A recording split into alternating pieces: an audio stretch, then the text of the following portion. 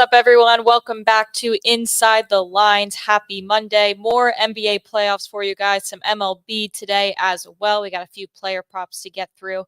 But we're going to pick apart this whole round 2 series. Not to pat ourselves on the back here. I'm going to bring in the boys, but we did go 8-0 on round 1. Sportsline Model simulations with who they had winning over 50% of the time. Not saying it was all betting value, but saying we had projections 8-0 undefeated on round 1. So round 2 is upon us. We have Timberwolves Nuggets who have already started, so we'll get into that a little bit and look at some other spots, maybe look at some value there first. But before we get into that, we'll do basketball on the back end here. Let's take a look at some MLB here. Steven, I'll send you to the chat to talk to some of our NBA friends here that already have questions. Jake, first of all, little 4-1 college baseball day from Jake on Friday for those who are paying attention, looking at his Twitter, as everyone should be. But what do we have in store for today in the MLB? Yeah, going with some pitcher props today. I think that's the trend of today. Okay. I went through all the props and looked like the pitchers reached out to me most. So I'm going with some pitcher props today. All right. Well, let's start with Tristan McKenzie, who I believe we were fading last time he was involved. Yeah, I think we were fading all McKenzies the other day, but now we're not. Now we're pro McKenzie today. Mm-hmm. Tristan McKenzie, under 2.5 earned runs. He's been pitching great.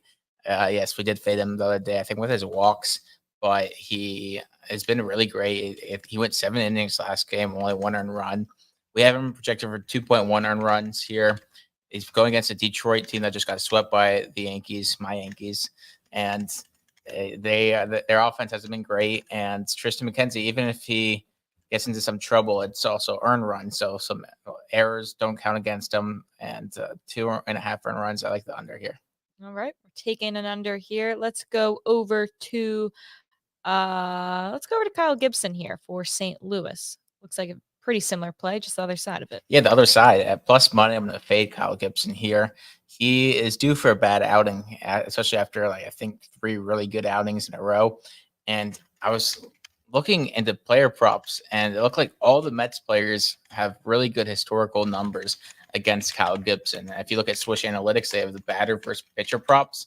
And guys like Francisco Lindor and other guys and Pete Alonso all have good career numbers against Kyle Gibson.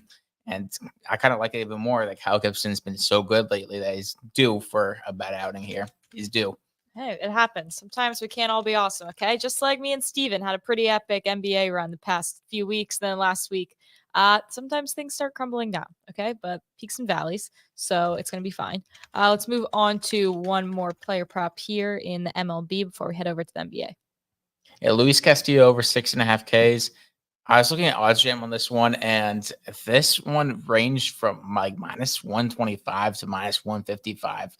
And so I'm going to check right now, and hopefully it's very similar to the minus 125. But he's hit this in, I think, 4 of his 6 starts this season. I do like over 17.5 pitching out. It's kind of correlated to this over 6.5 Ks. He's been really good lately, especially when it comes to strikeouts. And let me check right now where you could get his best number at, because I want to give you guys the best number. What a man of the people you are, right? Jake. Player strikeouts, Luis Castillo, and you can get him minus 125 on Bet Rivers, and Bally are still the best options. It looks like it's gone down. That there's no minus 150, so it's kind of, which I mean, I like it better that there's minus 150s out there, showing that we're getting really good value. But it looks like minus 140s is the top price, but I still like that minus 125 a lot. He's been really good, and he's going up against a Minnesota team that strikes out quite a bit. All right, fair enough.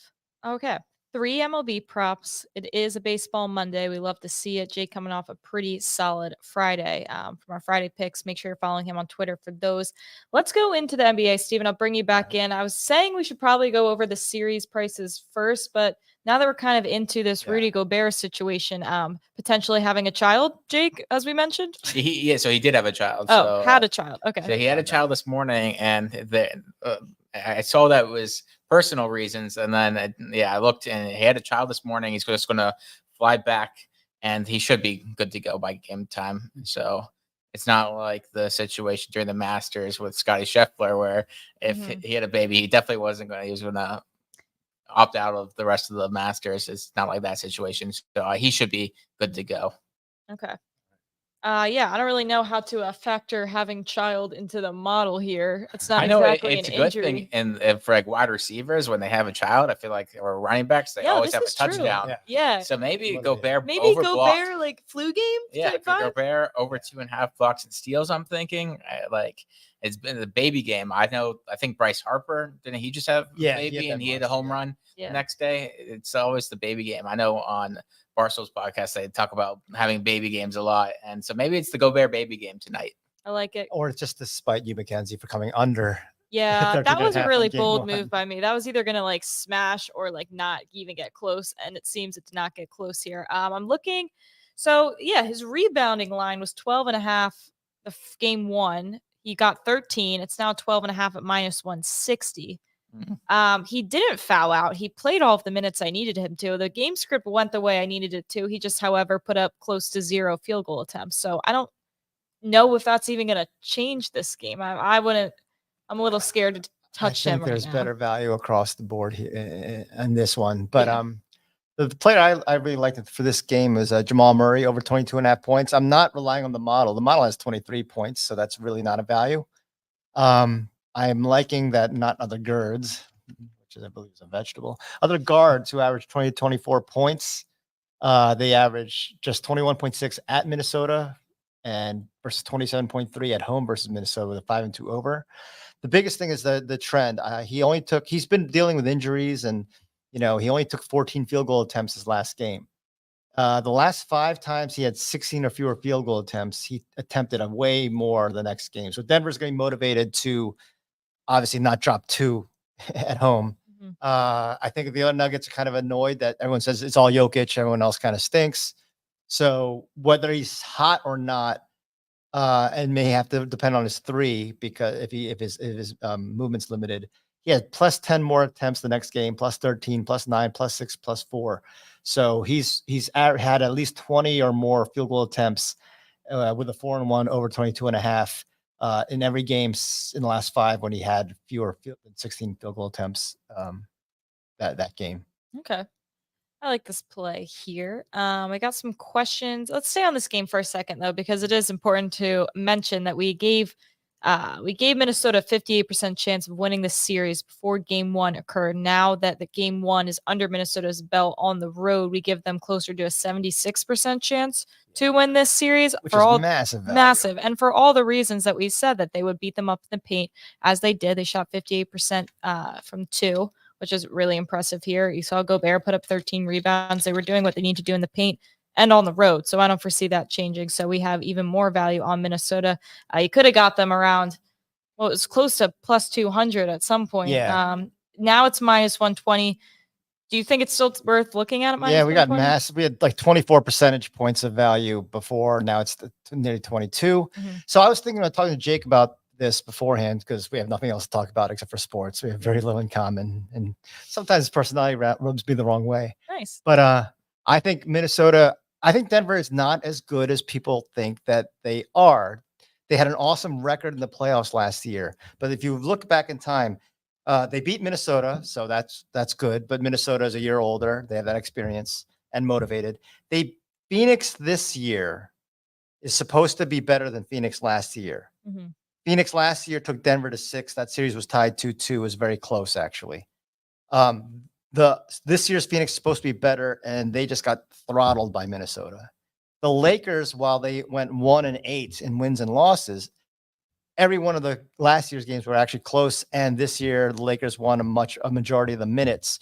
And the Lakers are not a good team. They're a borderline playoff team. Mm-hmm. So, and then Miami, let's face it, they played way over their skis to get to the finals. By the time they got their finals, it wasn't going to happen again. So who did they really dominate? They didn't dominate the league. It's not like the Warriors in their prime. So, and then you lose 2 key bench players from last year's championship team, and you have a very thin team. You have a power forward in Aaron Gordon that doesn't rebound consistently. And then you have Jamal Murray kind of limping around.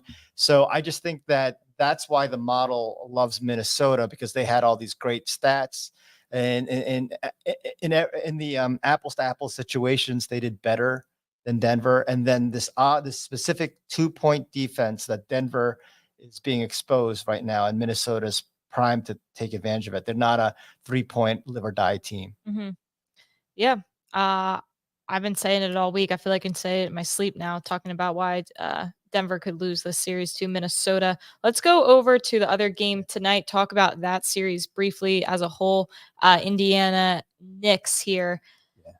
And one last note about, and you made this point on HQ, is that they have Anthony Edwards, who's playing with all his confidence, and he's not the Darius Garland who just is scared. Mm-hmm. So, the one thing you would say Denver's got is the championship medal and that experience. So when you play against a guy like Anthony Edwards, you just have a different type of dude there. Yeah. And in this series, so I was surprised at first because I thought we'd have New York, because we had pretty good value on New York all year long, especially once they got OG Anunoby. And even when Julius Randle got hurt, I didn't put it out because I was scared of my analysis, but my analysis actually had the Knicks better without Randle. And I just kept it to myself because I don't have the guts. We don't know why to go that far out. But so anyway, but we like Indiana as a betting value, even though we favor New York, because Indiana, they put up 120 or more in every win versus Milwaukee. Mm-hmm. They didn't shoot well from three. So and then the Knicks, even though they won those classic games against Philly, they actually seem vulnerable in terms of 3-point defense. They allowed Philly to shoot some pretty good games. Right. And they only had, two guys to worry about? Until they let Buddy Hield to finally play, and then he had a big game against them. So and you think about the Pacers, who have 3 guys, maybe 4, including Toppin, which we'll get to, that could go off and have a good shooting night from deep. This becomes a different team that we haven't really seen yet, and the Knicks really haven't had a chance to prepare for. I feel like the ceiling for this offense has not been reached yet. So as far as the model likes the Knicks to come out of the series. As far as like a betting value standpoint, there could be some opportunities looking at the Pacers here in the spot, and I think you would agree. Yeah. Let's take a look at some player props for tonight's game. We got 2. Big Cheesy I was talking about the DiVincenzo one earlier. Guy has been good to us. Simple as that. A lot of green check marks coming from DiVincenzo. Rebounds is typically what we're on. What makes you want to add rebounds and assists here? I think I'm just going with the model that has value on both those numbers. Mm-hmm. So yeah, fading the season trend. Again, he's picked it up in points. He picked it up since January, February, but in rebounds and assists, it's been the last month really. Mm-hmm. So he's 9-3 over his last month, a high average, very good numbers against Indiana for the season. And then there's little Jake Fentner special. Other guards who average 5.5 to 7 rebounds and assists. They average just 6 at Indiana with a 10-13 over, but they're 7.4 at home versus Indiana with a 16-8 over. Mm-hmm. So that seems pretty. It looks unbeatable. It looks like, just looking at, in case people are curious, to take just rebounds or assists, you can get him over 3.5 assists at DraftKings at -120. Which isn't terrible. And then assist wise, you can get him over 2.5 at -128 at FanDuel. So not awesome value. Makes more sense if we have value on both to go for points and rebounds. But it looks like he should be able to go over both of these. I figured he owes it to me after I was all in Miles McBride, and then he kept McBride on the bench in Game 6 against Philly. So he owes me. Yeah. Let's talk about another player you like here. I saw somebody was asking about Obi Toppin over 10.5 points. You found him at 9.5 originally. Yeah. So I saw 9.5 plus 104. I saw an hour ago 8.5 at -130, and I was almost going to take the cowardly way out, but I stuck with the 9.5. Models at 10.4, so it wouldn't be value at 10.5 unless it was plus 130, 140. Nice quick math. Or it's just wrong, and I just say it with confidence the way that Fentner does. Yeah. Strong road trend, 25-19 over. Strong recently, he's 13-point average. He's actually coming in 10-3 over stretch. And at this point, Jalen Smith, he's played 3 minutes in the last 5 games. Doug McDermott played 17 minutes in 6 games. So the other forwards, so McDermott used to come in for his threes, and Jalen Smith used to come in for his activity and his rebounding. At the big forward spot. Neither of them are really playing. So really Toppin's the only real forward getting minutes off the bench. He's taken a ton of threes, so he hasn't shot an awesome percentage. I just like the fact that the team is giving him the green light to jack up 6 threes a game. Well, looks like his over 1.5 threes is plus 130, plus 145 at draft, plus 152 at FanDuel. Look, I take over 5.5 attempts. I mean, he is 3 for 10, 2 for 5, 1 for 2, 2 for 6. Again, it's the confidence that the coaches are showing in him. I like the fact that he went over. He had 13 and 15 points in 17 minutes in 2 of the games, so he didn't need to play. He's really firing. He's just he's coming in and shooting. Yeah. Off the bench. I like the over 9.5. I think I might like over 1.5 threes at plus 150. Sounds pretty intriguing. Yeah, we're not even factoring. The model hasn't quite adjusted to his unusually high, his increase in 3-point attempts. We're only projecting for 3.5. So if you think that he's going to be back at that, still chucking him away at 5.5, then, yeah. Fair. That'd be good. Before we get out of here, let's take a quick look at the 2 games that aren't occurring tonight. Okay. We'll look at Boston, Cleveland. I mean, that's just an ugly game. The model gives Boston 88% chance to beat Cleveland here for a few reasons. One being Darius Garland, who we talked about, just looks like that, like you said earlier, scared. Whatever Anthony Edwards' confidence level is, Garland is essentially just the opposite of whatever that is. The role players cannot seem to pick it up. Niang off the bench is not even off the bench, just not doing much. There's nothing about this that would make sense for them. Jared Allen actually is hurt, clearly, because he didn't play multiple games in the last series. So obviously whatever is the injury is significant. And then you need Donovan Mitchell to put up 40+ points multiple different nights, and maybe you have a chance against this team. But in a 7-game series, it just feels silly. If you were in my office last week around 1 o'clock, then you could have listened to Derek explain why Dean Wade, if he was healthy, that they would have had a chance. He had very good numbers talking about Dean Wade, but I was like, dude, come on, Dean Wade. But apparently Dean Wade, yes, is a Celtics killer. The model still actually has value on Cleveland, but I've never recommended. That's why it's not in my pretty yellow highlight. Right. Well, let's go over to another pretty yellow highlight. Let's talk about Oklahoma City, our boys versus Dallas here. Pretty simple explanation here why we like OKC. Give them a basically 72% chance of beating Dallas in the series.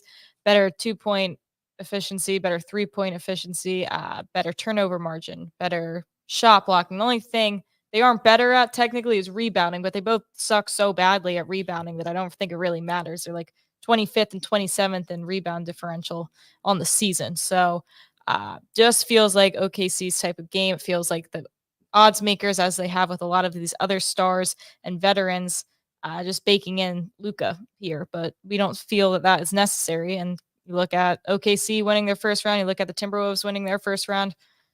We have no reason to believe that this whole veteran experience thing has to be true. Yeah, and I mean, I think SGA is arguably a better player. I mean, he'll finish second in the MVP probably to Jokic. And if you look at the past 3 seasons of data, SGA and Luka both missed roughly the same number of games, right around 45 to right under 50.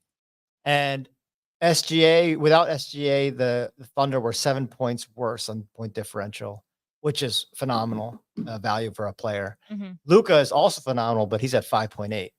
So you could argue that those plus my presence absence numbers favor SGA. The actual stats do. Luka has flair, and Luka can make shots that you should make 20% of the time, 35% of the time. But because he's so much better than most at that, he ends up taking too many shots that he's making 35% of the time. Right. Whereas SGA makes shots 50% of the time and takes the shots that he makes 50% of the time. Yeah. Math isn't always, like me, it's not always the sexiest thing, but it works. Hey, the numbers got us an 8-0 round 1 record, so we'll take it. Let's take a quick look at Halliburton here while we're in the NBA. His assist line is 9.5. Is it usually that high? Yeah, he led the league in assists. So we actually have a 9.8. So as long as it's not too heavily juiced on the over, we would lean over. I guess it's one of those deals where I'm always scared off. I looked at this earlier today, scared off by when the team is not shooting well from 3, as we talked about. Yeah, I'm just scared to bet on the Pacers, period. I don't think I've taken a Pacers prop this entire series or entire playoffs. And we saw how they were overwhelmed in game 1 versus Milwaukee before they got it together. I'm worried that New York crowd, the hostility and the sheer noise from New York.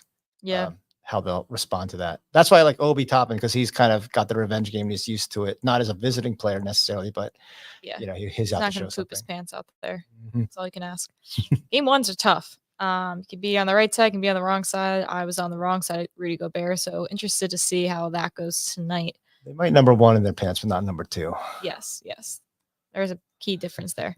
One. Jake, I totally forgot to talk about your Rays future. Yeah. We did it. MLB. Best for last. Yeah, we did an MLB Future show weeks and weeks ago. A lot of those looking on pace, but something you might want to buy low now on is the Tampa Bay Rays, who have gone through basically a gauntlet of a schedule so far. But should things start to get better for them? Is that why we like their win total? Yeah. So right now they have the hardest strength of schedule. The average team that they play is, I think, ranked 12.8 or something like that. So right now is the best buy low time.